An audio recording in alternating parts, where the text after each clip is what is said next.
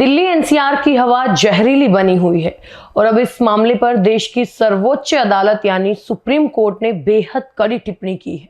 सोमवार को हुई सुनवाई के दौरान सुप्रीम कोर्ट ने साफ कहा कि प्रदूषण कम ना होने की सबसे बड़ी वजह नियमों का पालन ना होना है। कोर्ट ने कहा कि संपन्न और अमीर तबका अपनी लग्जरी जीवन शैली बदलने को तैयार नहीं है, जिसके चलते दिल्ली की सांसें थम रही हैं। आखिर सुप्रीम कोर्ट ने अमीरों की किन आदतों को निशाने पर लिया और गरीबों की दुर्दशा पर क्या कहा, आइए इस रिपोर्ट में विस्तार से जानते हैं। नमस्कार, आप देख रहे हैं हरिभूमि टीवी।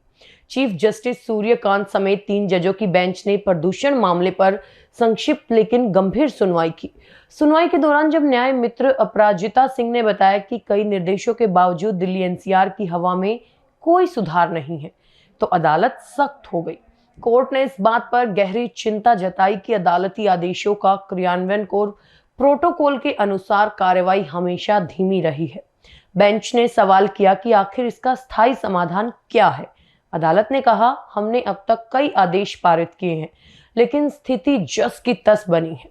हमें ऐसे व्यवहारिक आदेश देने चाहिए जिनका वास्तव में पालन किया जा सके, अन्यथा लोग बार बार नियमों का उल्लंघन करते रहेंगे।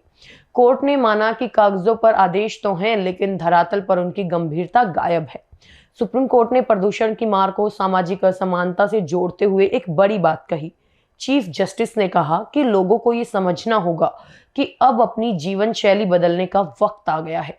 उन्होंने विशेष रूप से संपन्न तबके पर निशाना साधते हुए कहा कि ये वर्ग प्रतिबंधों को गंभीरता से नहीं ले रहा।